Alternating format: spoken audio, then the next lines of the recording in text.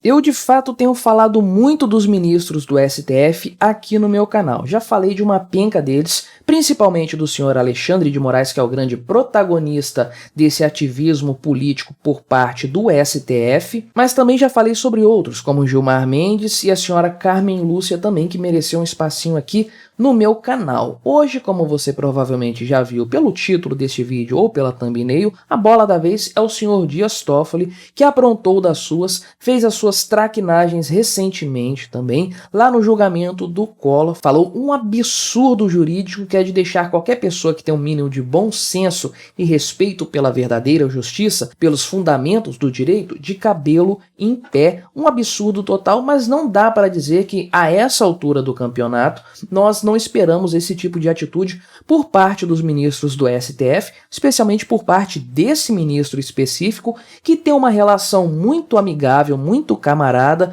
com o pessoal do PT, com o Lula. Então, quem é amigo desse tipo de gente, a gente já espera qual é o tipo de atitude que será tomada e, no âmbito jurídico, quais decisões serão tomadas e, principalmente, de que forma, que é o caso aqui em questão. Tá até um pouco divertido ver essa situação, tentar imaginar se o Palácio do Planalto está, de fato, brigando com o pessoal do STF. Fiz um vídeo aqui tem pouco tempo falando que o Alexandre de Moraes parece que não está muito satisfeito com o Lula, está sendo deixado de escanteio e tudo mais, mas parece que teve um churrasco recentemente aí com o Lula, com Alexandre de Moraes, com outros nomes aí, não podia entrar celular e tudo mais, então talvez a coisa esteja se ajeitando entre esses indivíduos. Você sabe muito bem que eles são amigos e o grande objetivo deles, no final das contas, é nos parasitar. Então, eles vão sempre trabalhar em conjunto para essa finalidade aí. E aguarde as cenas dos próximos capítulos, porque se está ruim agora, imagina quando o Cristiano Zanin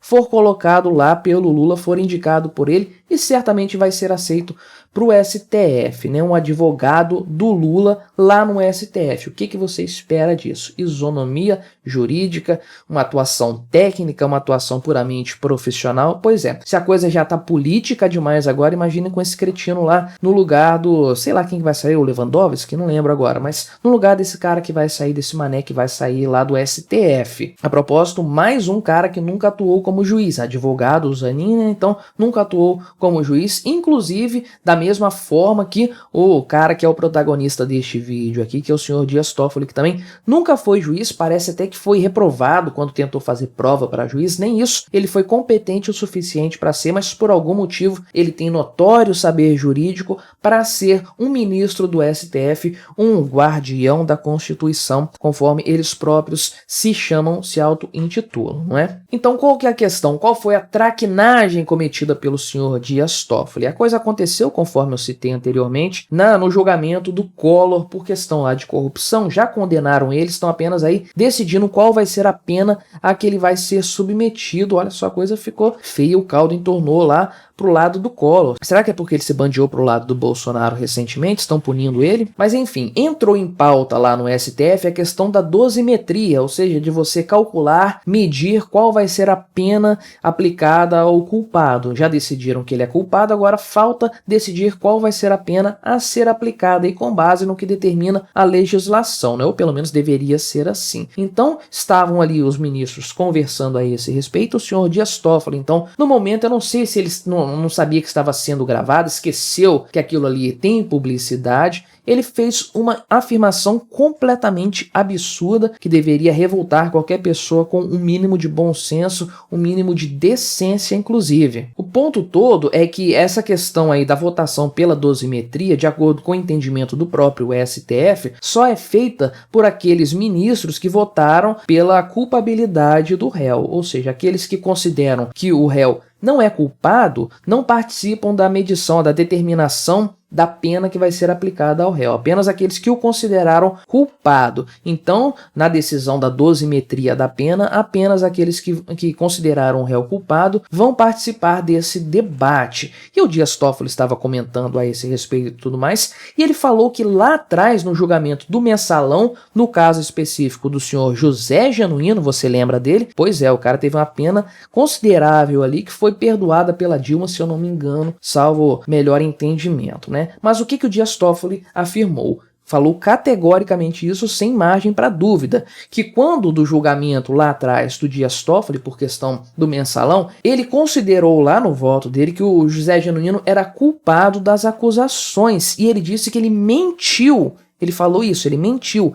Ele sempre considerou o José Genuíno inocente. Ele disse mais, eu sei que ele é inocente porque eu conheço ele, eu sei que ele nunca se envolveria nesse tipo de coisa. Olha que argumento jurídico bem embasado, né? Mas ele disse que votou contra a sua própria consciência. Ele acreditava na inocência do José Genuíno e votou pela sua culpabilidade. Por que que o Dias Toffoli votou dessa forma, então? Por que que ele não votou de acordo com sua consciência? Para participar da dosimetria da pena do José Genuíno. Foi uma estratégia dele, porque ele sabia que se ele votasse pela inocência do Genuíno, ele não poderia participar da determinação da pena. Então, como o cara já estava condenado, ele queria entrar nesse debate para conseguir uma pena menor, e ele falou, inclusive, que botou ali uma pena de 2 anos e 8 meses, foi a proposta dele para dosimetria, porque essa pena aí teria caducado, teria expirado já teria prescrito, e aí não poderia ser aplicada no final das contas, e o Genuíno terminaria por não ser punido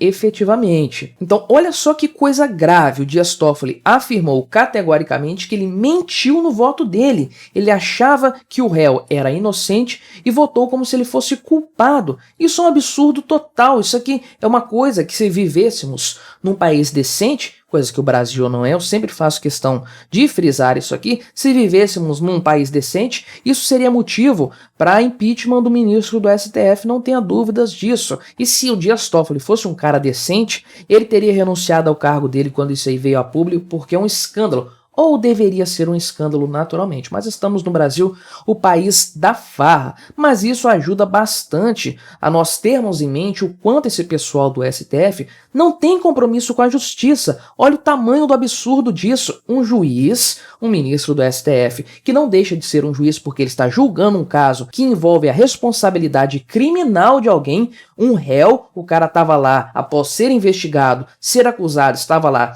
apresentando sua defesa para ser julgado de forma imparcial, equilibrada, por juízes puramente técnicos, e um dos juízes, um dos ministros do STF, me vem com uma dessa, vota como o cara tivesse sido culpado de um crime, considera ele como culpado apenas como uma estratégia para colocar e impor a ele uma pena menor. Se isso não é depravar o direito, se isso não é depravar a justiça, eu não sei mais o que é. Isso é um absurdo, um dos maiores absurdos que eu já vi acontecer ali no STF, que é um antro de coisas absurdas sendo paridas quase que diariamente, em ritmo industrial, mas a coisa é tão grosseira, tão assustadora, que só poderia ter partido mesmo de um cara que já advogou para o PT e que não tem capacidade jurídica nenhuma, conforme provam seus fracassos anteriores nas tentativas de ingressar na carreira de magistrado. Para todo mundo que gosta de coisas assim, de temas fundamentais do direito, os fundamentos, as bases do direito,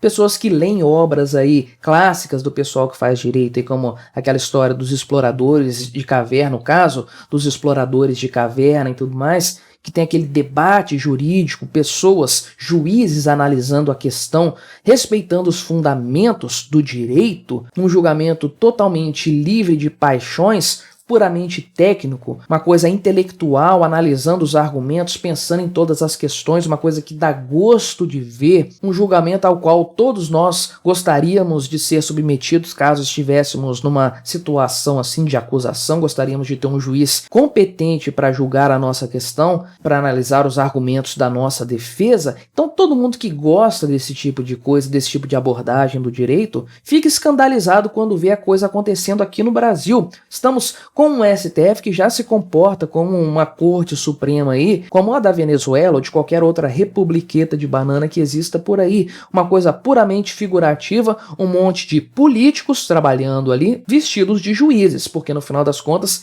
é isso que acontece, e é exatamente isso que o Dias Toffoli assumiu que fez, que mentiu com as suas convicções no voto dele lá, no caso do José Genuíno, no caso do mensalão, apenas por conveniência para ajudar o réu no final das contas, e ele afirma isso sim de uma forma tão descarada que nos faz crer que os ministros do STF já perderam qualquer resquício de decência que um dia eles puderam ter. Eles já conversam abertamente sobre as maquinações que eles fazem por trás dos panos ali, sem nenhum constrangimento. Eu falei no vídeo do Gilmar Mendes que ele claramente, abertamente, assumiu que o STF prejudicou o governo do Bolsonaro, ou seja, ele abertamente falou, afirmou que o STF violou a divisão dos poderes, o poder judiciário interferiu no poder executivo, eles atrapalharam o governo do Bolsonaro. Essa foi a expressão que ele utilizou. E agora temos o Dias Toffoli aí falando que condenou um réu inocente. Na cabeça dele, o José Genuíno era inocente, mas ele votou pela condenação do réu por pura conveniência para entrar na questão da dosimetria.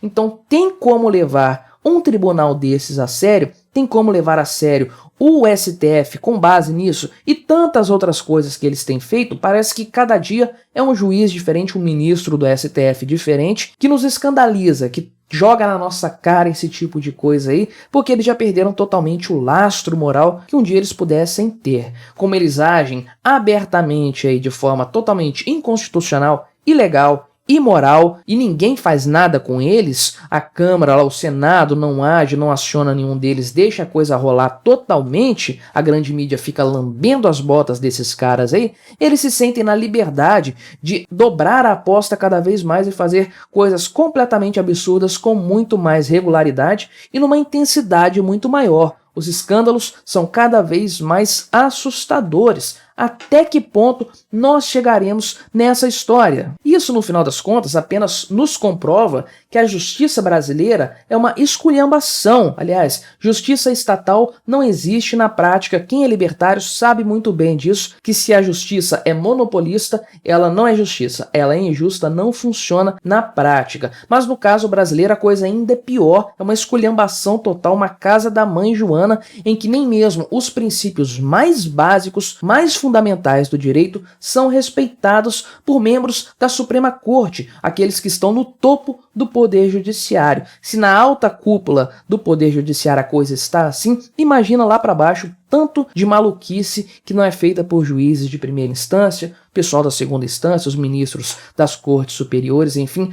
o tanto de decisões totalmente enviesadas, totalmente desconexas dos princípios do direito, não são tomadas todos os dias no Brasil. Não tem jeito, meu amigo. Quem acredita ainda no Estado, quem acredita na justiça estatal, quem acredita na divisão dos poderes e nas instituições democráticas intocadas, invioláveis, quem acredita nessa baboseira toda, meu amigo, é muito tolo.